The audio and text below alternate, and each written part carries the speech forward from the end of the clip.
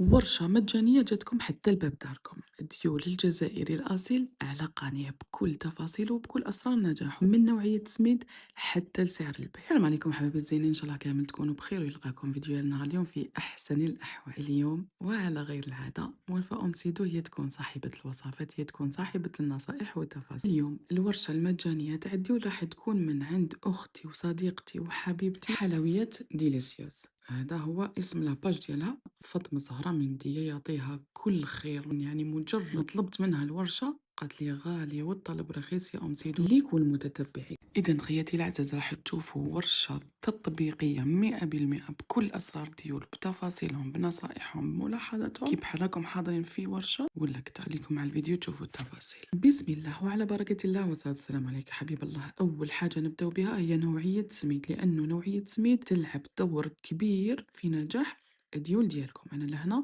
شريت ماما يا بنات، خدمنا بسميد ماما الرطب الرطيبه كامل، ما تهمش لامارك، يعني ماشي لازم ماما. المهم نوعيه سميد تكون ذات جوده عاليه، يعني يكون رقيق ويكون نوعيه مليحه. هي يعني للامانه قالت لي اشري سوسيمي، انا كيما لقيت سوسيمي شريت لها ماما. النتيجه ديالو خرجت ما شاء الله. نحط 2 كيلو نتاع سميد في الجفنه ديالي، نحط لهم هكذا 2 قبضات نتاع الملح حوالي 25 غرام، نخلط النواشف هكذا مع بعضهم.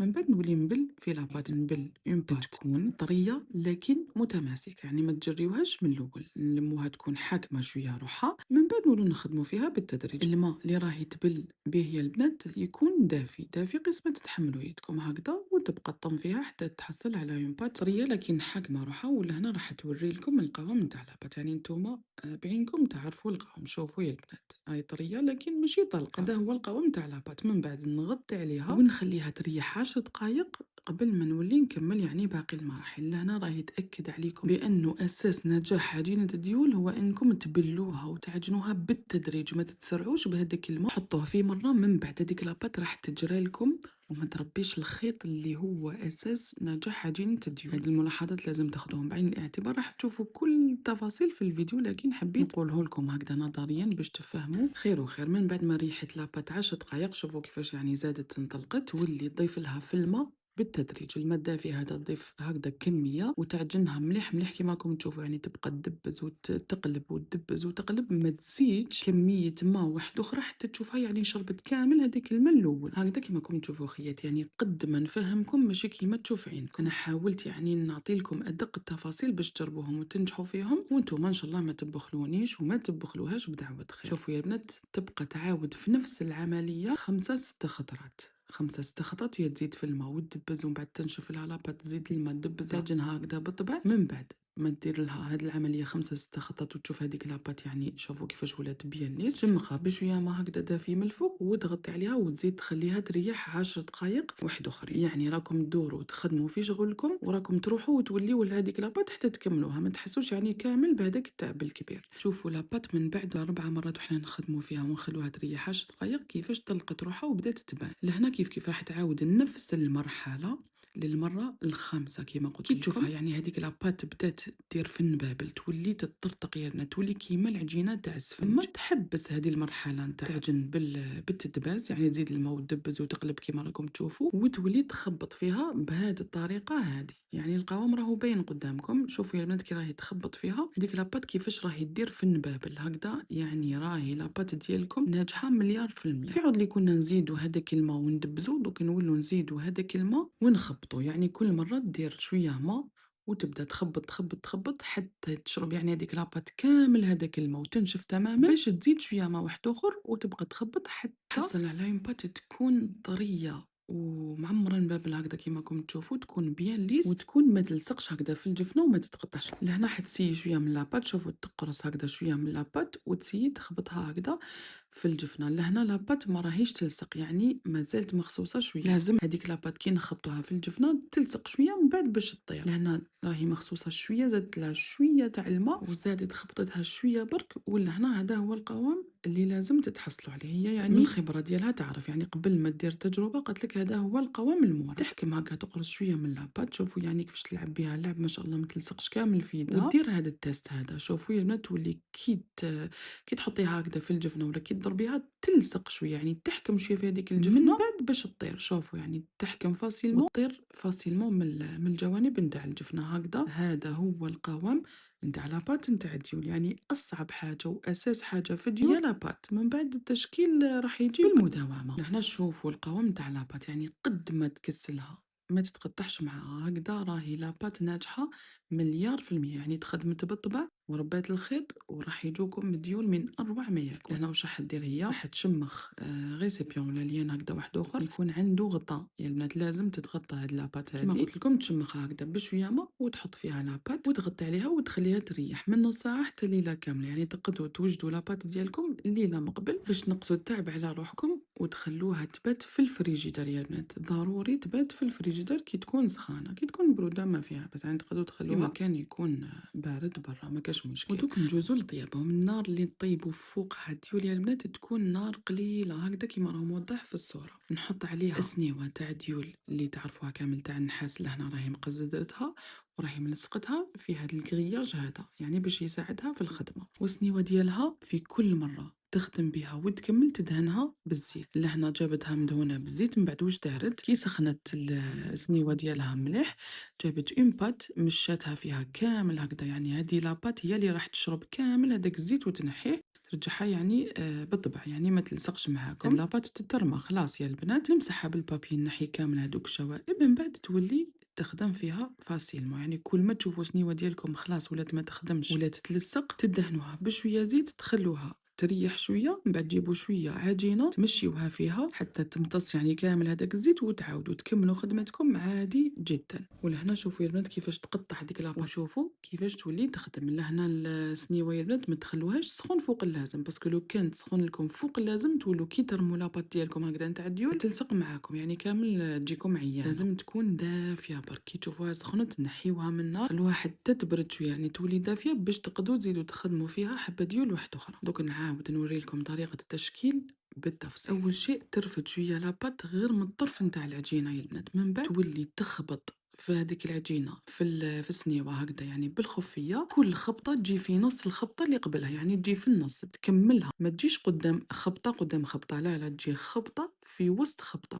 كي تكمل الدور عليها هكذا ساير داير تشوف يعني الا كاين بلايص ما لحقتهمش لاباط ولا دير هكذا شويه عجين في يدها وتولي تبيس فيها باش تجي يعني كامل الخدمه متحوفه ومتقونه. من بعد تولي تدور عليها هكذا بالبوشون ساير داير تنحي كامل هذوك الزوائد وتنحيها فاسيل. وشوفوا هذيك النتيجه بسم الله ما شاء الله. شوفوا يا بنات قد ما نحكي لكم ماشي كيما تشوف عينكم. يا صح في الاول راح تجيكم شويه صعيبه، يعني طريقه التشكيل عن تجربه في الاول شويه صعيبه، راح تجيكم هذيك لاباط ثقيله، تجيكم يدكم ثقيله، هذيك لاباط تولي تسيح لكم تولي تتلاصق. معليش مره وزوج وثلاثه وربعه وعشرة حتى تمشي يدكم. والحاجه اللي لازم ناكد لكم عليها ولازم تعرفوها هو انه في الاول كي تكوني مبتدئه راح تخسري كميه عجين معتبره، يعني لازم ديريها في بالك اختي العزيزه باش تتعلمي تكون فيها شويه خساره. يعني الديول ماشي كيما الحلويات ماشي كيما طياب. اهم حاجه نوصيكم ونأكد عليكم يا البنات فيها هو انكم ما تفشلوش، يعني جربوا مره وزوج وثلاثه وين تمشي يدكم وتولوا ان شاء الله محترفات. حدا خياتي كي تكونوا توجدوا ولا طيبوا في الديول ديالكم كي تحطوهم فوق بعضهم دائما نحطوا الجهه الرطبه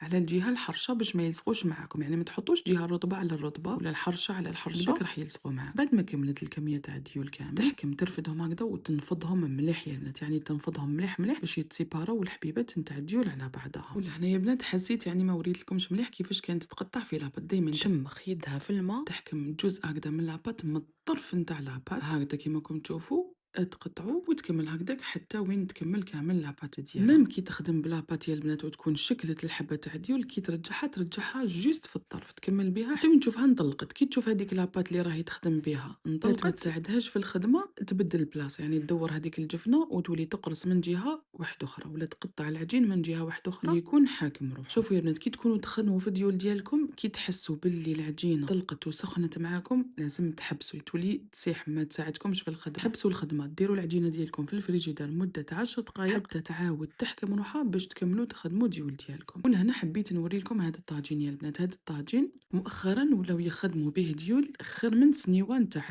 النحاس، خير منها يعني في الخدمه وفي السوق. كما تعرفوا كامل السنيوه نتاع النحاس شويه غاليه 600 700. هذا الطاجين يا البنات شراتو 250 الف. مبونسي واجد للخدمه. نتوما الا شريتوه من أي حانوت عادي، يعني هاد الطاجين اللي كنا نشروه زمان نخبزوه فيه عادي. إلا شريتوه من الحانوت لازم تدوه للحداد يبونسيه لكم، يعني هاد الواجهة ديالو ولا القاعدة يولي بيان ليس، يولي ما يلصقش وتخدموا فيه فاسيلمون. قالت لي يعني مؤخرا وليت نخدم فيه وساعدني في الخدمة خير من سنيوة نتاع النحاس. الورقة ديالو تجي رقيقة ما شاء الله كيما راكم تشوفوا، والخدمة به تجي سهلة. علاش؟ ما يستحاجش باش نروديه ولا يعيني كيما سنيوة من داك ويجيها حالها تولي ما تخدمش. وهاد الطاجين ما عنديش معاه مشكل، يعني يخدم بلا ما يقول عييت ولا مليت، يعني جامي قال لي اي راس. ودوك على بالي بلي بزاف تساؤلات راح يجوني، اسكو نقدروا نخدموا لاباط نتاع ديول في البيتخا ولا نعجنوها في البيتخا؟ اكيد تقدروا يا البنات، لكن من الاحسن ضموا لاباط ديالكم في جفنه باش تشوفوا القوام نتاع لاباط اللي تتعجن في البيتخا تكون شويه طريه اكثر من اللي عجناها بيدينا. والمراحل الاخرين تكملوهم كامل كيف يعني تعجنوها طموها اون بات تكون شويه طريه، خلوها شويه ترتاح، من بعد حطوها في البيتخا وتولوا تضيفوا لها في الماء بالتدريج، يعني كل مره نضيف لها شويه ماء ونخليها تتعجن مليح مليح حتى تشرب كامل هذاك الماء، باش نزيد نضيف لها ماء واحد اخر. هكذا تعجنوها في مره، يعني اكيد في البيتخا مش راح تريح لكم كل مره 10 دقائق كيما خدمناها باليد، لا تعجنوها في مره لكن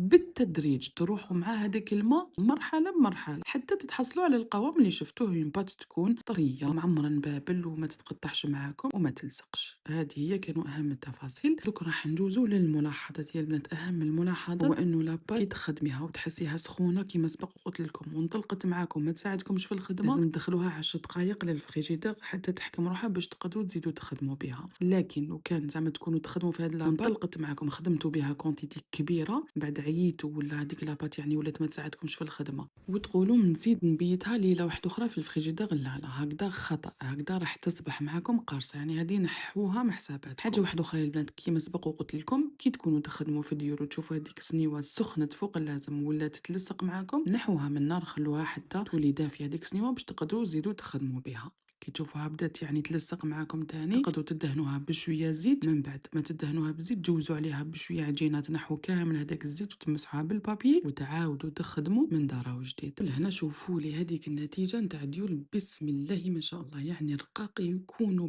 بيان فيني البنات. انا موالفه يعني صراحه نشري ديول يجوا معمرين بهذوك العجين هكذا كيما يضربوا بين الحبه والحبه، يعني ما تجيش بيان فيني، تجي خشينه تجي تتقطع. هادو لا هادو حاجه واحده اخرى. بسم الله ما شاء الله راهي قدامكم يا البنات، يعني مانيش نشكر هكذاك من هبه، ربي اللي راهو عالم، يعني واحد لا فينيسيون روعه روعه روعه، يعني يجوا رقاق يجوا بيان فيني كيما يحب القلب والخاطر. حاجه مهمه قريب نسيتها، كيلو سميد يخرج لكم 5 زازن نتاع ديول. نتمنى ان شاء الله تكونوا تبعتوا كامل التفاصيل باش تجربوهم وتنجحوا فيهم من اول تجربه، وما تنساوناش بدعوه خير. يعني للامانه هذا الاجر راح نقسموه على 3، أم سيدو أكيد، والأخت العزيزة عيشة ملك اللي فتحت لنا باب دارها، ربي يعطيها كل خير، وحلويات ديليسيوز اللي ربي إن شاء الله يجازيها كل خير ويعطيها الرزق على الرزق والصحة على الصحة. باسكو في هذا الوقت محال راح تلقاو وحدة تمد لكم أسرار خدمتها وصنعتها وباب رزقها، يعني نقدروا نقولوا لأنه هي تخدمهم، هي البنات تخدم وتبيع اللي تحب كونتيتي صغيرة اللهم بارك، وتخدم تاني بالجملة مع أصحاب الأعراس والمناسبات. وسعر البيع